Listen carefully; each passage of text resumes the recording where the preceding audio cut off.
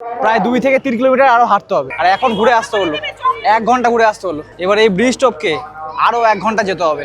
আমাদের সবাই এসে পৌঁছাতে পারেনি, কিন্তু পুলিশ দাঁড়াতে দিচ্ছে না। যারা সঙ্গম দিয়ে যেতে পারবে না তারা এখানেও স্নান করতে পারে। ওই মহাকুম্ভ মেলার সময় ওরকম করেছিল, বেশি ভিড় হলে ওই রাস্তাটা বন্ধ করে দেয়, আবার ফাঁকা বলে খোলে। এসেছি, শেষ অব্দি আসতে পেরেছি সঙ্গমে। হিমালয়ের গঙ্গোত্রী আর যমুনোত্রী হিমবাহ থেকে বার হয়ে গঙ্গা ও যমুনা নদী প্রয়াগরাজে এসে মিলিত হয়েছে। সেই সঙ্গমে তাদের সঙ্গে যোগ দেয় ভূগর্ভে বিলীন হয়ে যাওয়া এক প্রাচীন নদী, যার নাম সরস্বতী। এই 3 নদীর মিলনস্থল হিন্দু ধর্মে অত্যন্ত পবিত্র বলে মনে করা হয়। আজকে আমার গন্তব্য সেই ত্রিবেণী সঙ্গম, যেখানে 1 বছর আগে অনুষ্ঠিত হয়েছিল মহাকুম্ভ। ওয়েলকাম টু ভারত দর্শন ট্রাভেল। আমি গৌরব। এখন চলে এসেছি বারাণসী থেকে 126 কিলোমিটার দূরে প্রয়াগরাজ। প্রথমেই যাবো সেই 3 নদীর সঙ্গমে, যেখানে হয়েছিল কুম্ভ মেলা, না সরি মহাকুম্ভ। আমাদের ওই ট্রাভেলার বাসে করে কিছুটা এসেছি। সঙ্গম এখন এখান থেকে 3 কিলোমিটার দূরে, তাই হেঁটে যেতে হবে, নাহলে এই অটোগুলোও পাওয়া যায়, পার হেড 100 টাকা করে নেয়। আমরা সবাই অটো করেই যাচ্ছি, দেখি কতক্ষণ সময় লাগে। 3 কিলোমিটার যেতে হবে।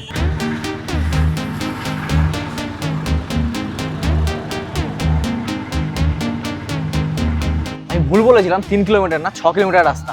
আধ ঘন্টা লেগে গেল আসতে। লোকজন গাড়ি ঘোড়া গিজগিজ করছে রাস্তায়। অটো থেকে নেমে প্রতিদিন যেভাবে সঙ্গমে পৌঁছতে হয় আমরা সেইভাবেই চলতে শুরু করেছিলাম।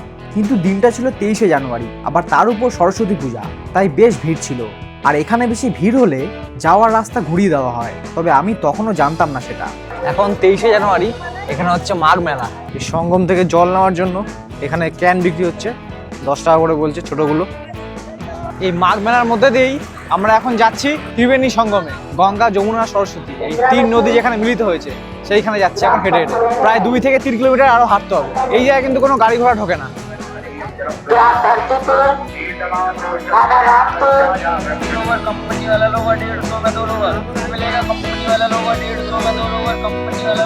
আজকে যেহেতু সরস্বতী পুজো, ওই জন্য ভিড়টা অনেকটা বেশি।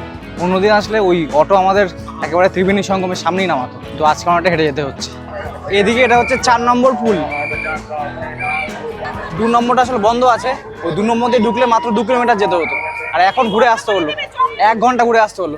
এবার এই ব্রিজ টপকে আরও 1 ঘন্টা যেতে হবে। আমাদের সবাই এসে পৌঁছাতে পারেনি, কিন্তু পুলিশ দাঁড়াতে দিচ্ছে না। বিশাল ভিড় আর বিশাল বড় জায়গা। এমনি নর্মাল দিনে এত হাঁটতে হয় না, বিশেষ কিছু পুজোর দিন হয়, সেই দিনগুলোতে এরকম হেঁটে হেঁটে যেতে হয়, প্রচুর হাঁটতে হয়। এই ব্রিজের শেষ প্রান্তে এই গঙ্গা নদী রয়েছে। যারা সঙ্গম দিয়ে যেতে পারবে না তারা এখানেও স্নান করতে পারে। অনেকে স্নান করছে এই জায়গায়।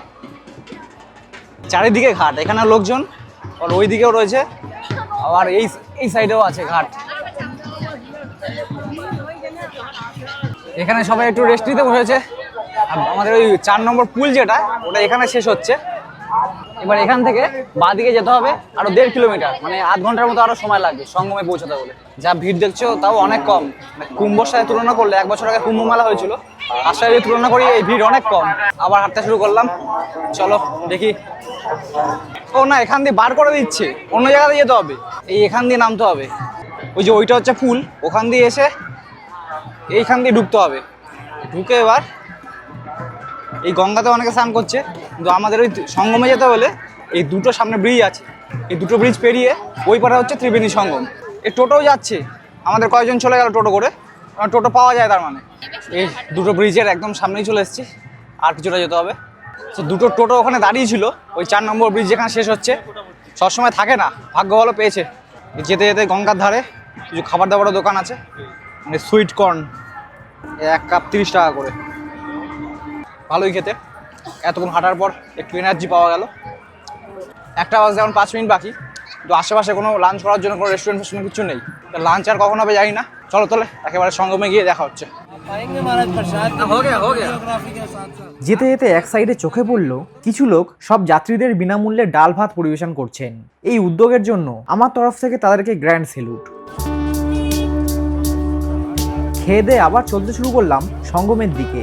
ভাগ্য ভালো তখন ঠান্ডা ছিল, গরমকালে এরকম অবস্থা হলে এত দূর হেঁটে হেঁটে যাওয়ার কথা ভাবাই যেত না। একদম সামনাসামনি এসে জানতে পারলাম সঙ্গম ঘাটটা নাকি বন্ধ করে দিয়েছে। এই যে এখান দিয়ে ঢুকতে হবে সঙ্গমে যেতে হলে, এখানে আটকে দিচ্ছে। আবার খুলে দিয়েছে, আবার খুলে দিয়েছে, চলো চলো চলো, আবার খুলে দিয়েছে।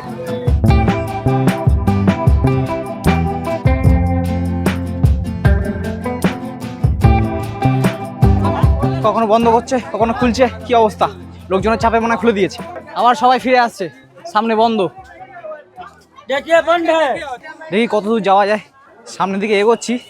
ওই 3টে নদী এখানে মিলিত হয়েছে, ওই জায়গাটা দেখার জন্য। জানি না দেখতে পাবো কিনা। এদিকে ওটা হচ্ছে গঙ্গা নদী। আচ্ছা, এইখানটা সবাই দাঁড়িয়ে পড়েছে। ওই দিকে হচ্ছে ওই মিলনস্থল 3টে নদীর, যেতে দিচ্ছে না। আমি ফিরে যাচ্ছি বাইরের দিকে। ওই সঙ্গম ছাড়াও আরও স্নান ঘাট আছে অনেক, ওইখানটা যেতে হবে। আচ্ছা, এখানকার একটা মহিলা পুলিশকে জিজ্ঞাসা করলাম, ওরা বললো যে সঙ্গমে যাওয়ার আরেকটা গেট আছে, আরেকটা রাস্তা আছে। ওই মহাকুম্ভ মেলার সময় ওরকম করেছিল, বেশি ভিড় হলে ওই রাস্তাটা বন্ধ করে দেয়, আবার ফাঁকা হলে খোলে। এই যে এই রাস্তাটা বাঁদিকে চলে যাচ্ছে। চলো দেখি সামনে একটু এগিয়ে ঢুকতে পাই কিনা। এসেছি, শেষ অবধি আসতে পেরেছি সঙ্গমে। দেখে নাও 3 নদীর মিলনস্থল। উত্তর ভারতের হিমালয় অঞ্চল থেকে নেমে আসা গঙ্গা এবং যমুনা নদী এখানে এসে একসাথে মিলেছে। তৃতীয় নদী হলো সরস্বতী। এটি একটি অদৃশ্য বা ভূগর্ভস্থ নদী, যা এখানে এসে গঙ্গা ও যমুনার সাথে মিলিত হয়েছে বলে বিশ্বাস করা হয়। এই মিলনস্থল হিন্দুদের কাছে অত্যন্ত পবিত্র। হিন্দু পুরাণে বলা হয়েছে, অসুর ও দেবতারা অমৃত লাভের জন্য সমুদ্র মন্থন করেছিলেন। সেই অমৃতের কয়েক ফোঁটা পৃথিবীর 4টি জায়গায় পড়েছিল: হরিদ্বার, উজ্জয়ন, নাসিক আর এই প্রয়াগরাজের ত্রিবেণী সঙ্গমে। এই 4 জায়গাতেই কুম্ভ মেলা অনুষ্ঠিত হয়। বিশ্বাস করা হয় যে এখানে স্নান করলে মানুষের পাপ ধুয়ে যায় এবং আত্মা পবিত্র হয়। আগের বছর মহাকুম্ভের সময় কোটি কোটি মানুষ এখানে স্নান করতে এসেছিলেন। কয়েক সপ্তাহের জন্য এখানে তৈরি হয়েছিল একটি অস্থায়ী শহর। প্রাচীনকালে এই অঞ্চলকে বলা হতো প্রয়াগ, যার অর্থ যজ্ঞের প্রথম স্থান। বহু মানুষ এখানে পূর্বপুরুষদের জন্য পিণ্ডদান এবং তর্পণ করতে আসে। শত শত নৌকা, আকাশে উঠতে থাকা পাখি, নদীতে স্নান করতে থাকা হাজার হাজার মানুষ, সব মিলিয়ে জায়গাটা যেন জীবন্ত এক ধর্মীয় উৎসবের মতো। শীতের সকালে কুয়াশার মধ্যে সূর্যের আলো আর নদীর ঢেউ মিলে যে দৃশ্য তৈরি করে তা সত্যি অবিস্মরণীয়। এই ত্রিবেণী সঙ্গম শুধু 3টি নদীর মিলনস্থল নয়, এটি ভারতের আধ্যাত্মিকতা, ইতিহাস এবং বিশ্বাসের এক অনন্য প্রতীক। সঙ্গমের এই জায়গা হচ্ছে স্নান করার জায়গা মেনলি। এদিকে একটা ব্যারিকেড দেওয়া আছে, ওই সাইডে ড্রাম দিয়ে কভার করা জায়গাটা। এর ওপারে স্নান করে যাওয়া যায় না, যা করার এর আগেই করতে হবে। আর ওই দূরে দেখা যাচ্ছে একটা বাঁশের বেড়া, ওইখানে গঙ্গা, ভাগীরথী আর যমুনা মিলিত হয়েছে। বাচ্চাটা কাঁপছে থরথর করে। জীবনের অনেক বড় স্বপ্ন ছিল কুম্ভ মেলায় এই রকম একটা তিথিতে, সরস্বতী পুজোর দিন, এবং এই রকম ভালো তিথিতে একটা স্নান করব সঙ্গমে। তো আজ স্বপ্নটা আমার পূরণ হলো। তো থ্যাঙ্কস টু ইচ্ছে পূরণ, যে আজকের ডেটে এই ট্রিপটাকে অর্গানাইজ করেছিল ঈশানী, ডেটটাকে চুজ করেছিল ওই। তো thanks to Ishani and thanks to ইচ্ছে পূরণ। জল থেকে সবাই উঠে এসছে স্নান করে। এই নদীর আগে দেখো বিভিন্ন জায়গায় চেঞ্জিং রুমও বানিয়ে রেখেছে, এগুলো অনেকগুলো আছে। আর দেখো যাতে হারিয়ে না যায়, যেন উপরে অনেক নাম্বার লিখে রেখেছে, 127, 75, বিভিন্ন জায়গায় উপরে নাম্বার লেখা। এই লাইট পোস্টগুলোর নিচে ব্যাগ ট্যাগ রেখে যেতে পারো।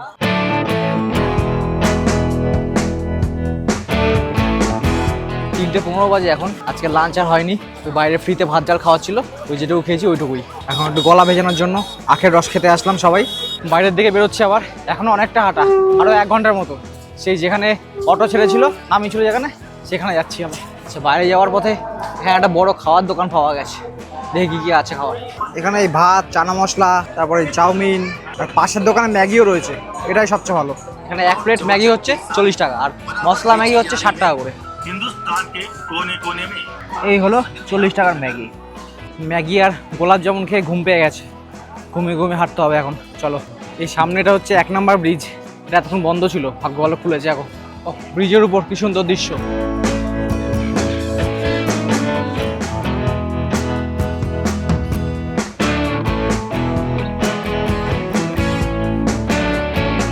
একদম 1 ঘন্টা লাগলো সঙ্গম থেকে আসতে এখানে। এইদিকে সব অটো স্ট্যান্ড, যেখানে আমাদের বাস দাঁড়িয়ে আছে সেখানে নিয়ে যাবে। চলে আসলাম। এখানকার অটোগুলো দেখো, সামনে ড্রাইভারের পাশে 2 জন, আবার এখানে 3 জন, আর পেছনেও 4 জন আছে। আমাদের বাস যেখানে ছেড়েছিল সেখানে নিয়ে আসলো। যেতেও 100 টাকা লেগেছিলো, আসতেও 100 টাকা। 5:20 বাজে এখন, হোটেলে ফিরবো এই ট্রাভেলার বাসে করে আমাদের। এখানে আসতে তো 3 ঘন্টা লেগেছিলো, যেতেও হয়তো ওরকমই লাগবে। আর মাঝপথে আবার নেমে আর ডিনারও করতে হবে কোথাও। তারপর হোটেলে গিয়ে আবার ব্যাগ ফ্যাগ গুছিয়ে রাখতে হবে, কারণ কালকে সকালে আবার 7:30টার মধ্যে বেরিয়ে যাবো হচ্ছে বারাণসী স্টেশন। ওখান থেকে বন্দে ভারত এক্সপ্রেস ধরে যাবো হচ্ছে অযোধ্যায়। আর কালকে কিন্তু ঘুরে দেখবো রাম মন্দির। দেখতে হলে চ্যানেলটা সাবস্ক্রাইব করে রাখবে অবশ্যই। আর এই ভিডিওটা কেমন লাগলো কমেন্ট করে জানাও। ভালো লাগলে কিন্তু লাইক করতে ভুলবে না। কি বলছিলি? কি ভাল লাগছে ঘুরতে? আমার বারাণসী খুব ভালো লাগলো। প্রয়াগরাজ খুব আমাকে মারছিল। আমি 14 কিলোমিটার হেঁটেছি, আমার পা ভেঙে গেছে, আমি কি ঘুমাবো। পা ব্যথা হয়ে গেছে?